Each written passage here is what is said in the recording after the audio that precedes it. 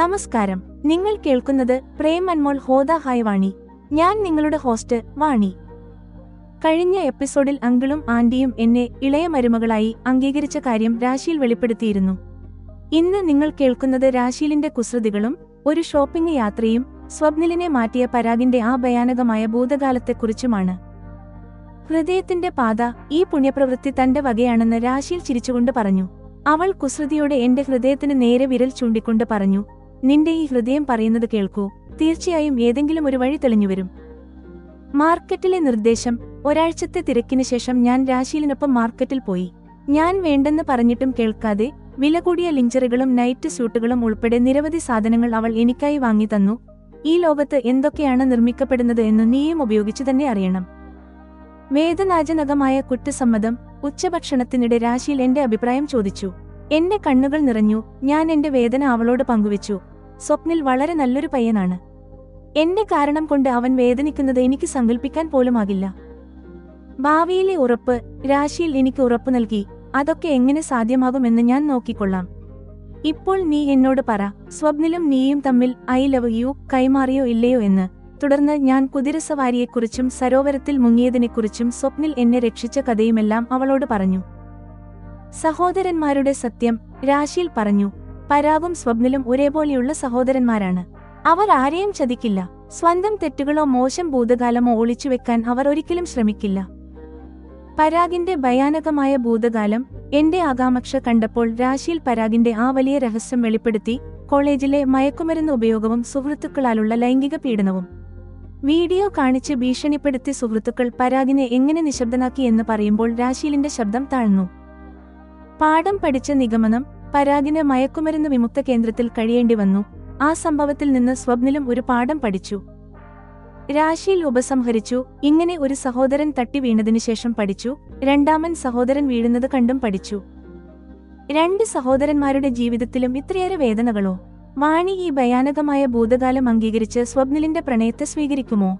അതോ ഇളയ മരുമകൾ ആകാൻ വിസമ്മതിച്ച് ഇന്ത്യയിലേക്ക് മടങ്ങുമോ? വേദന, വഞ്ചന, പ്രണയത്തിന്റെ യഥാർത്ഥ അടിസ്ഥാനം. പ്രേം അൻമോൾ ഹോദ ഹൈ വാണി യിൽ നിങ്ങൾ കേൾക്കും. എപ്പിസോഡ് 48. ഇളയ മരുമകൾ എന്ന ടാഗ്. പരാഗിന്റെ ഭൂതകാലം, പ്രണയത്തിന്റെ സത്യം. സ്വപ്നിൽ അങ്ങനെയുള്ള കാര്യങ്ങളൊന്നും സമയത്തിനു മുൻപേ പറയില്ല. ഈ പുണ്യപ്രവൃത്തി നിന്റെ ഈ സഖിയുടേത് തന്നെയാണ്. രാശിയിൽ തന്റെ നെഞ്ചിൽ കൈവച്ചു ചിരിക്കുകയാണ്. അവളുടെ കണ്ണുകളിൽ കുസൃതി തിളങ്ങുന്നു.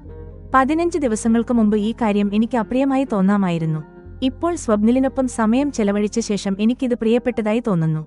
എങ്കിലും ഞാൻ ചിന്തിക്കുന്നു, ഇത് എങ്ങനെ സാധ്യമാകും?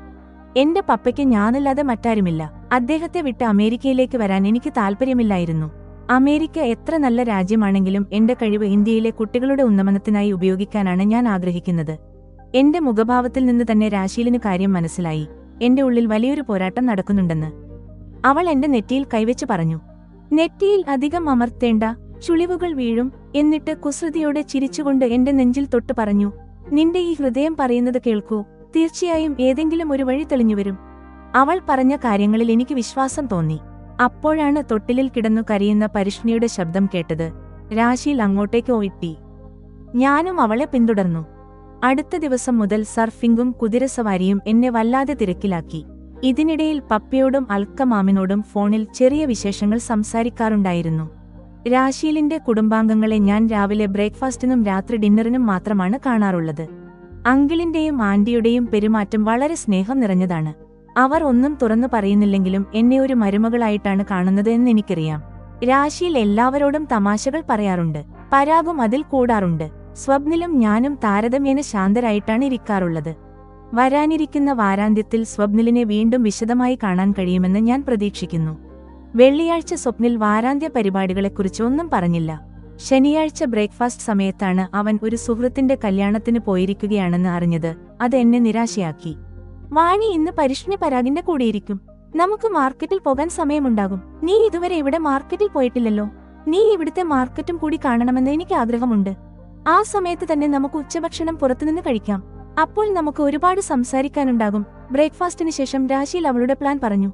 മാർക്കറ്റിലെ നിരക്കുകൾ കണ്ടപ്പോൾ എനിക്കായി ഒന്നും വാങ്ങാൻ കഴിയുന്ന അവസ്ഥയിലായിരുന്നില്ല ഞാൻ എതിർത്തിട്ടും രാശിയിൽ എനിക്കായി ഒരുപാട് സാധനങ്ങൾ വാങ്ങി തന്നു.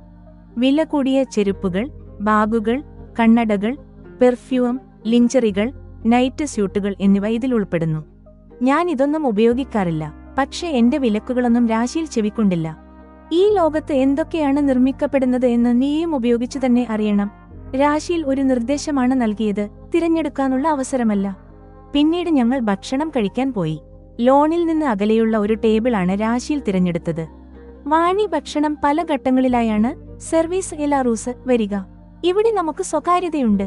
സംസാരിക്കാനും വയറും മനസ്സും നിറയെ ആഹാരം കഴിക്കാനും നമുക്ക് ധാരാളം സമയമുണ്ടാകും. നമുക്ക് ഹിന്ദിയിലെല്ലാം ഹൃദയം തുറന്ന് സംസാരിക്കാം, രാശിയിൽ പറഞ്ഞു. അവൾ സ്വപ്നിലിനെക്കുറിച്ച് എന്റെ അഭിപ്രായം ചോദിക്കുമെന്ന് എനിക്ക് ഉറപ്പായിരുന്നു. സ്വപ്നിലിന്റെ കൂടെ ഇരിക്കുമ്പോൾ നിനക്ക് എങ്ങനെയുണ്ട്? സ്വപ്നിൽ നിന്നെ ശല്യപ്പെടുത്തുന്നില്ലല്ലോ? എന്നെ കളിയാക്കാനായി രാശിയിൽ ചോദിച്ച ഈ ചോദ്യം ഞാൻ മുൻകൂട്ടി കണ്ടതായിരുന്നു. രാശിയിൽ നീ ചെയ്തത് ശരിയായില്ല. വരാനിരിക്കുന്ന സമയം ഞങ്ങൾക്ക് രണ്ടുപേർക്കും വേദന മാത്രമേ നൽകൂ. സ്വപ്നിൽ വളരെ നല്ലൊരു പയ്യനാണ്. എന്റെ കാരണം കൊണ്ട് അവൻ വേദന അനുഭവിക്കണം എന്നത് എന്നെ വല്ലാതെ വിഷമിപ്പിക്കുന്നു. എന്റെ ഉള്ളിലെ വേദന എന്റെ ശബ്ദത്തിൽ പ്രകടമായി. അതായത് ഇപ്പോഴും നീ വിവാഹം കഴിക്കില്ലെന്ന തീരുമാനത്തിൽ ഉറച്ചു നിൽക്കുകയാണല്ലേ? ഞാൻ ചിന്തകൾ മാറ്റിയാൽ പോലും സ്വപ്നിലിനെ വിവാഹം കഴിക്കുക എന്നത് അസാധ്യമാണ്. എന്റെ വാക്കുകളിൽ വിങ്ങലുണ്ട്. അത് എങ്ങനെ സാധ്യമാകുമെന്ന് ഞാൻ നോക്കിക്കൊള്ളാം. ഇപ്പോൾ നീ എന്നോട് പറ, സ്വപ്നിലും നീയും തമ്മിൽ ഐ ലവ് യു കൈമാറിയോ ഇല്ലയോ എന്ന്? രാശിയിൽ ഇപ്പോൾ വർത്തമാനകാലത്തിലാണ് ശ്രദ്ധിക്കുന്നത്. ആദ്യത്തെ ഭക്ഷണം വരുന്നതിനു മുൻപേ ഞാൻ രാശിയിലിനോടെല്ലാം വിശദമായി പറഞ്ഞു. സ്വപ്നിൽ തന്റെ ഭൂതകാലം ഒളിച്ചുവെക്കാത്തതും, സമുദ്രത്തിൽ മുങ്ങുമ്പോൾ രക്ഷിച്ചതും, ഒന്നിച്ച് കുതിരസവാരി നടത്തിയതും, മരത്തിൽ കയറ്റാൻ സഹായിച്ചതുമെല്ലാം ഞാൻ പറഞ്ഞു. രാശിയിൽ ഇതൊരു നല്ല പ്രണയകഥ പോലെ വളരെ താൽപര്യത്തോടെ കേട്ടിരുന്നു. അവൾ വളരെ സന്തോഷവതിയായി കാണപ്പെട്ടു. പരാഗും സ്വപ്നിലും ഒരേപോലെയാണ്. അവർ ആരെയും ചതിക്കില്ല. സ്വന്തം തെറ്റുകളോ മോശം ഭൂതകാലമോ ഒളിച്ചുവെക്കാൻ അവർ ഒരിക്കലും ശ്രമിക്കില്ല. തങ്ങളുടെ ഭാവി പത്നിമാരുടെ സന്തോഷവും വ്യക്തിത്വ വികാസവും അവർ എപ്പോഴും ഉറപ്പാക്കും. സൂപ്പ് കുടിച്ചുകൊണ്ട് രാശിയിൽ പറഞ്ഞു. അതെ, രാശിയിൽ നമ്മളും അവരെപ്പോലെ തന്നെയാണ്. പരസ്പരം കാര്യങ്ങൾ പറയാൻ നമുക്ക് മടിയൊന്നുമില്ല. ഒന്നിച്ചുള്ള യാത്ര ദീർഘകാലത്തേക്കാകുമ്പോൾ അതിന്റെ അടിത്തറ സത്യത്തിലായിരിക്കണം. സ്വപ്നിലിനെപ്പോലെ പരാഗും നിന്റെ സൗകര്യങ്ങൾ നോക്കാറുണ്ടോ? പരാഗ് തന്റെ ഭൂതകാലത്തെക്കുറിച്ച് നിന്നോട് പറഞ്ഞിട്ടുണ്ടോ? കുതൂഹലത്തോടെ ഞാൻ അവളോട് അത് ചോദിച്ചു. ഞങ്ങളുടെ കഥ പറയുകയാണെങ്കിൽ അത് വലിയൊരു പ്രണയകഥയാകും. ഇപ്പോൾ ഞാൻ പരാഗിന്റെ ഭൂതകാലത്തെക്കുറിച്ച് പറയാം. സ്വന്തം തെറ്റ് തന്നോട് തന്നെ ക്ഷമിക്കാൻ കഴിയാത്തതാണെന്ന് പരാഗ് വിശ്വസിക്കുന്നു. രാശിയിൽ പറയാൻ തുടങ്ങിയപ്പോൾ എന്റെ ആകാംക്ഷയ്ക്ക് വിരാമമാകുമെന്ന് എനിക്ക് തോന്നി. പരാഗിന്റെ കോളേജ് കാലത്ത് അവന്റെ 2 സുഹൃത്തുക്കൾക്ക് ലഹരിക്ക് അടിമകളായിരുന്നു. അവർ പരാഗിനെ പ്രോത്സാഹിപ്പിച്ചു.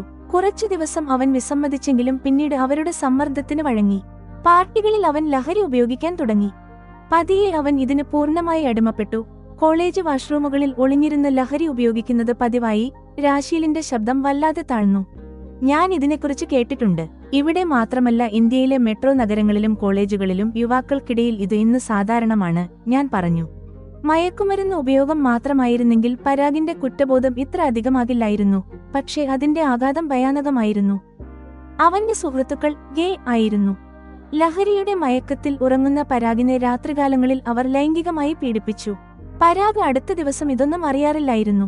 ഒരു രാത്രി ലഹരി കുറവായതുകൊണ്ട് പരാഗ് ഉണർന്നുപോയി. തന്നെ പീഡിപ്പിക്കുന്നത് കണ്ട് അവൻ രക്ഷപ്പെടാൻ നിലവിളിച്ചു. അപ്പോൾ അവർ അവന്റെ വായ ടേപ്പ് ഉപയോഗിച്ച് ഒട്ടിക്കുകയും കൈകാലുകൾ അവന്റെ തന്നെ വസ്ത്രങ്ങൾ കൊണ്ട് കെട്ടിയിടുകയും ചെയ്തു. അവന്റെ അറിവോടെ അവർ ആ ക്രൂരകൃത്യം തുടർന്നു. എന്ന് മാത്രമല്ല, മുമ്പ് ചെയ്ത പീഡനങ്ങളുടെ വീഡിയോ കൂടി അവനെ കാണിച്ചു. ആരോടെങ്കിലും പറഞ്ഞാൽ വീഡിയോ സോഷ്യൽ മീഡിയയിൽ പ്രചരിപ്പിക്കുമെന്ന് അവർ ഭീഷണിപ്പെടുത്തി. നാണക്കേട് ഭയന്ന് പരാഗ് എല്ലാം നിശബ്ദമായി സഹിച്ചു. കുറച്ചു ദിവസങ്ങൾ കൂടി ഇതെല്ലാം അവന് അനുഭവിക്കേണ്ടി വന്നു. അടുത്ത ഭക്ഷണം വന്നപ്പോൾ രാശിയിൽ സംസാരം നിർത്തി. ഞാൻ ചിന്തകളിൽ മുഴുകി ആഹാരം കഴിച്ചു. ഇത് കണ്ട് രാശിയിൽ ചിരിച്ചുകൊണ്ട് പറഞ്ഞു, നീ അതിനെക്കുറിച്ച് ചിന്തിക്കാതെ ആഹാരം കഴിക്കൂ. അത് പഴയ കാര്യമാണ്. അതിനെക്കുറിച്ച് ഓർത്ത് ഇനി വിഷമിച്ചിട്ട് കാര്യമില്ല. ആഹാരത്തിന്റെ ഗുണങ്ങളെക്കുറിച്ച് പറഞ്ഞ് അവൾ എന്നെ കൂടുതൽ കഴിക്കാൻ പ്രേരിപ്പിച്ചു. മധുരപലഹാരം വരാൻ വൈകിയതിനാൽ ഞങ്ങൾക്ക് വീണ്ടും സമയം ലഭിച്ചു. സഹിക്കാൻ വയ്യാതെ പരാഗ് തന്റെ പിതാവിനോടെല്ലാം തുറന്നു പറഞ്ഞു. അങ്കിൾ പോലീസ് സ്റ്റേഷനിൽ പരാതി നൽകി. സുഹൃത്തുക്കൾക്കെതിരെ നടപടിയെടുത്തു. പരാഗിന് റീഹാബിലിറ്റേഷൻ ഹോമിൽ കഴിയേണ്ടി വന്നു. അങ്ങനെ പരാഗ് പാഠം പഠിച്ചു. അവന്റെ അനുഭവം സ്വപ്നിലിനും വലിയ പാഠമായി. അങ്ങനെ ഒരു സഹോദരൻ വീണിട്ട് പഠിച്ചു, മറ്റൊരാൾ സഹോദരൻ വീഴുന്നത് കണ്ടു പഠിച്ചു. രാശിയിൽ ദീർഘശ്വാസത്തോടെ പറഞ്ഞു നിർത്തി. നീയും പരാഗ്ജിയും ഒരേപോലെ ചതിക്കപ്പെട്ടവരാണ്. നിങ്ങൾ ആരെയാണോ വിശ്വസിച്ചത് അവർ തന്നെയാണ് നിങ്ങളെ വഞ്ചിച്ചത്, ഞാൻ പറഞ്ഞു നിർത്തി. എപ്പിസോഡ് 48 അവസാനിക്കുന്നു.